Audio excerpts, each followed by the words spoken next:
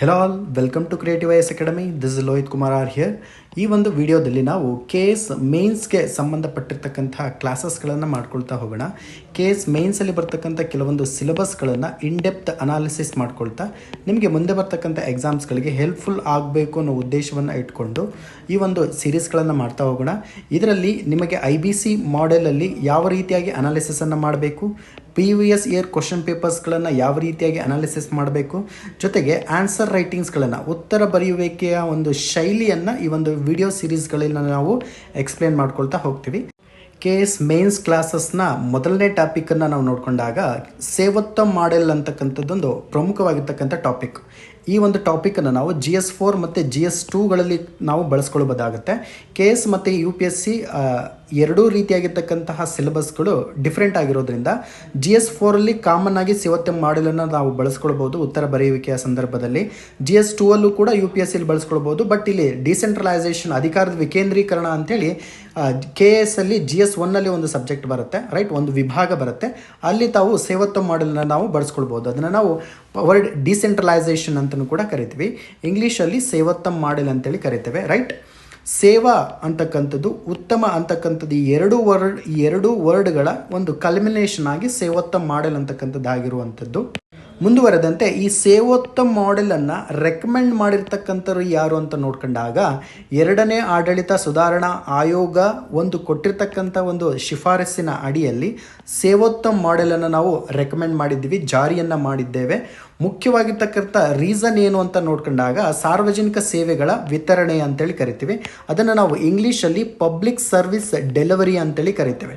ಈ ಒಂದು public service ಡೆಲಿವರಿಯನ್ನು ಮಾಡಬೇಕು ಅನ್ನೋದನ್ನು, ಉತ್ತಮವಾಗಿರ್ತಕ್ಕಂತಹ ಮಟ್ಟದಲ್ಲಿ ಸೇವೆಯನ್ನು ನೀಡಬೇಕು ಅನ್ನೋದನ್ನು ಉದಾಹರಣೆಯಾಗಿಟ್ಕೊಂಡು, ಉದ್ದೇಶವನ್ನಾಗಿ ಇಟ್ಕೊಂಡು ಸೇವೋತ್ತ ಮಾದರಿಯನ್ನು ನಾವು ಜಾರಿ ಮಾಡಿದ್ದೇವೆ. ಯಾರು ಜಾರಿ ಮಾಡಿರ್ತಕ್ಕಂಥದ್ದು? ಎರಡನೇ ಆಡಳಿತ ಸುಧಾರಣಾ ಆಯೋಗ ಅಂತೇಳಿ ಕರಿತೀವಿ.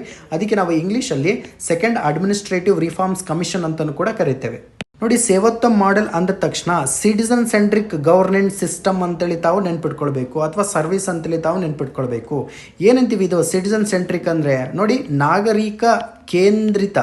ನಾಗರಿಕ ಕೇಂದ್ರಿತವಾಗಿರ್ತಕ್ಕಂತಹ ಒಂದು ಸರ್ಕಾರ ಅಥವಾ ಒಂದು ಆಡಳಿತ ಸೇವೆಯನ್ನು ನೀಡೋದಕ್ಕೋಸ್ಕರ ಕೇಂದ್ರ ಸರ್ಕಾರ ಸೇವೋತ್ತ ಮಾಡೆಲ್ ಅಥವಾ ಸೇವೋತ್ತ ಮಾದರಿಯನ್ನು ಜಾರಿ ಮಾಡಿರುವಂಥದ್ದು. ಸೊ ಯಾವಾಗಲೂ ಕೂಡ ಈ ಸರ್ವಿಸ್ ಅಂದ ತಕ್ಷಣ, ಅಂದರೆ ನಾಗರಿಕ ಸೇವೆ ಅಂದ ತಕ್ಷಣ which was related to citizen centric services, right. ಅರ್ಥ ಆಗ್ತಿದೆಯಾ? ಸಿವಿಲ್ ಸರ್ವಿಸ್ ಅಂದ ತಕ್ಷಣವೇ ಅಲ್ಲಿ ನಾವು ಪ್ರಜೆಗಳನ್ನು ಸೇವೆ ಮಾಡಬೇಕು ಅನ್ನೋದು ಮುಖ್ಯವಾಗಿರ್ತಕ್ಕಂಥ ಉದ್ದೇಶವನ್ನಾಗಿ ಇಟ್ಕೊಂಡಿದ್ವಿ. ಅದೇ ರೀತಿಯಾಗಿ ಸೇವೋತ್ತ ಮಾಡೆಲ್ನ ಮುಖ್ಯವಾಗಿರ್ತಕ್ಕಂಥ ಉದ್ದೇಶ ಏನಂತ ನೋಡ್ಕೊಂಡಾಗ ಸಿಟಿಸನ್ ಸೆಂಟ್ರಿಕ್ ಗವರ್ನೆನ್ಸ್ ಸರ್ವಿಸ್ ಅನ್ನೋದು ನಾವು ನೆನ್ಪಿಟ್ಕೊಳ್ಬೇಕಾಗತ್ತೆ. ನೋಡಿ, ಸೇವೋತ್ತ ಮಾಡೆಲ್ ಅಂದ ತಕ್ಷಣ ಇದರ ಮುಖ್ಯವಾಗಿರ್ತಕ್ಕಂಥ ಉದ್ದೇಶ ಏನು ಅಂತ ನೋಡ್ಕೊಂಡಾಗ ನಾವು ಆಲ್ರೆಡಿ ಡಿಸ್ಕಸ್ ಮಾಡಿದ್ವಿ. ನಾಗರಿಕರಿಗೆ ಗುಣಮಟ್ಟವಾದ ಸೇವೆಯನ್ನು ನೀಡ್ತಕ್ಕಂಥದ್ದು, ರೈಟ್. ಇದು ಆದ್ಯವಾಗಿರ್ತಕ್ಕಂಥ ಅಥವಾ ಮೊದಲನೇ ಮಾಡೆಲ್ ಅಂತಲೂ ಕೂಡ ಹೇಳ್ಬೋದು. ಸೊ ಇವುಗಳಲ್ಲಿ 7 ರೀತಿಯಾಗಿರ್ತಕ್ಕಂಥ ಹಂತಗಳಿದ್ದಾವೆ. ಅರ್ಥ ಆಗ್ತಿದೆಯಾ? 7 ಸ್ಟೆಪ್ಸ್ಗಳು ಅಂತ ಇದ್ದಾವೆ. ಕನ್ನಡದಲ್ಲಿ ನಾನು ಎಕ್ಸ್ಪ್ಲೈನ್ ಮಾಡಿದ್ದೀನಿ, ಆಲ್ರೆಡಿ ಬರೆದ್ಬಿಟ್ಟಿದ್ದೀನಿ. ನೀವು ಅದನ್ನು ಇಂಗ್ಲೀಷಲ್ಲಿ ನಾವು ಬರ್ಕೊಳ್ಬೇಕಾಗತ್ತೆ.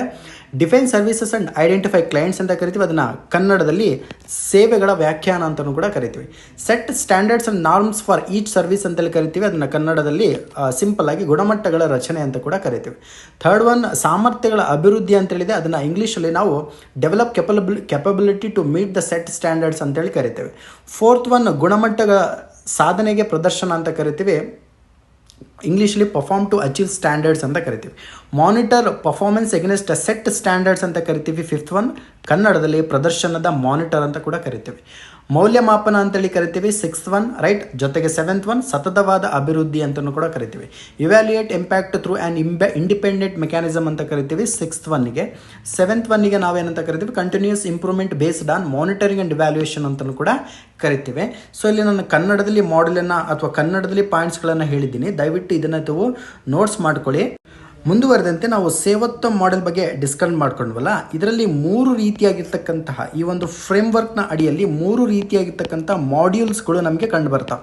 ಆ ಮಾಡ್ಯೂಲ್ಸ್ಗಳು ಯಾವುದು ಅಂತ ನೋಡ್ಕೊಂಡಾಗ ಫಸ್ಟ್ ಒನ್ ನಮಗೆಲ್ಲ ಗೊತ್ತಿದೆ, ಸಿಟಿಜನ್ ಚಾರ್ಟರ್ ಅಂತ ಕರಿತೀವಿ. ಇದನ್ನು ನಾವು ಕನ್ನಡದಲ್ಲಿ ನಾಗರಿಕ ಸನ್ನದು ಅಂತ ಕೂಡ ಕರೀತಾರೆ, first point.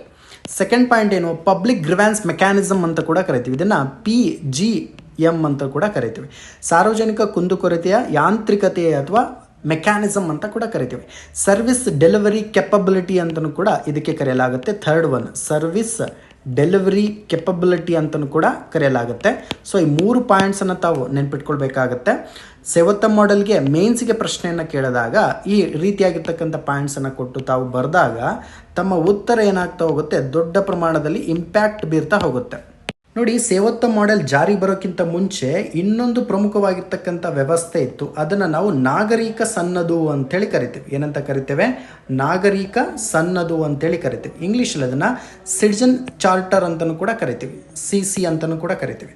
First of all, ಈ ಸಿಟಿಜನ್ ಚಾರ್ಟರ್ ಅಂತಕ್ಕಂಥದ್ದು ಏನಿದೆಯಲ್ಲ, ಇದನ್ನು ಯಾವುದೇ ಕಂಪ್ನಿಗಳಾಗಿರಲಿ ಅಥವಾ ಯಾವುದೇ ಒಂದು ಆರ್ಗನೈಸೇಷನ್ ಆಗಿರಲಿ ಅಥವಾ ಯಾವುದೇ ಒಂದು ಸರ್ಕಾರಿ ಕಚೇರಿಗಳಾಗಿದೆ, ಇದನ್ನು ಆಗ್ತಕ್ಕಂಥದ್ದು ಮ್ಯಾಂಡೇಟ್ರಿ ಏನಲ್ಲ.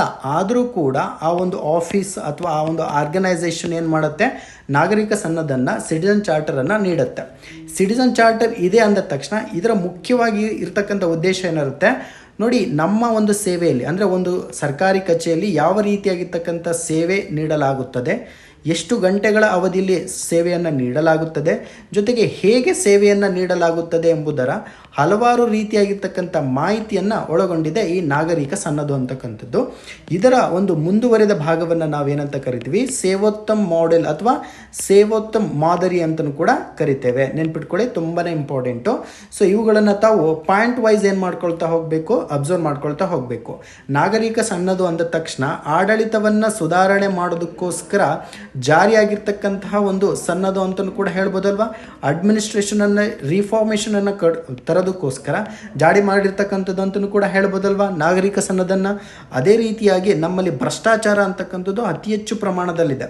ಯಾವುದೇ ಒಂದು ಸರ್ವಿಸ್ ಅಥವಾ ಸಂಸ್ಥೆ ಅಂತಕ್ಕಂಥದ್ದು ನಾಗರಿಕ ಸನ್ನದನ್ನು ಹೊಂದಿದ ತಕ್ಷಣ ಭ್ರಷ್ಟಾಚಾರ ಅಂತಕ್ಕಂಥದ್ದು ಕಡಿಮೆ ಆಗ್ತಕ್ಕಂಥ ಚಾನ್ಸಸ್ ಕೂಡ ಜಾಸ್ತಿ ಇದೆ.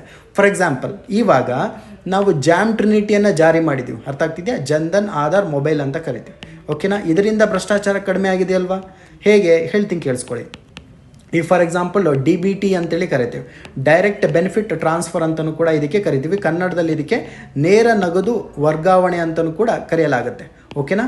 ಇದರಿಂದ ಒಂದು ಸರ್ಕಾರಿ ಕಚೇರಿಯಲ್ಲಿ ಇರತಕ್ಕಂತಹ ಒಂದು ಹಣವನ್ನು, ಫಲಾನುಭವಿಗಳಿಗೆ ಸೇರಬೇಕಾಗಿರ್ತಕ್ಕಂಥ ಹಣವನ್ನು ಡೈರೆಕ್ಟಾಗಿ ಫಲಾನುಭವಿಗಳ ಒಂದು ಖಾತೆಗೆ ನಾವೇನು ಮಾಡ್ತೀವಿ, ಯಾವುದೇ ಮಧ್ಯವರ್ತಿಗಳಿಲ್ಲದೆ ಡೈರೆಕ್ಟಾಗಿ ಟ್ರಾನ್ಸ್ಫರನ್ನು ಮಾಡ್ತೀವಿ ಹಣವನ್ನು.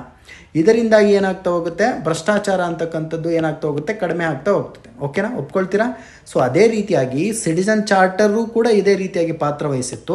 ಬಟ್ ಇದರಲ್ಲಿ ಕೆಲವೊಂದು ಡ್ರಾಬ್ಯಾಕ್ಸ್ಗಳು ಕೂಡ ಇದ್ವು. ಅಂದರೆ ಇದರಲ್ಲಿರ್ತಕ್ಕಂತಹ ಕೆಲವೊಂದು ಕುಂದುಕೊರತೆಯನ್ನು ಅಬ್ಸರ್ವ್ ಮಾಡ್ಕೊಂಡ್ಬಿಟ್ಟು ಕೇಂದ್ರ ಸರ್ಕಾರ ಏನು ಮಾಡುತ್ತೆ, ಸೇವೋತ್ತಮ್ ಮಾಡೆಲ್ ಅಂತಕ್ಕಂಥದ್ದನ್ನು ಏನು ಮಾಡುತ್ತೆ, ಜಾರಿ ಮಾಡುತ್ತೆ. ಇದನ್ನು ತಾವು ದಯವಿಟ್ಟು ನೆನ್ಪಿಟ್ಕೊಳ್ಳಿ, ಮೇನ್ಸ್ ಎಕ್ಸಾಮ್ಗೆ ಇಂಪಾರ್ಟೆಂಟ್ ಆಗುತ್ತೆ.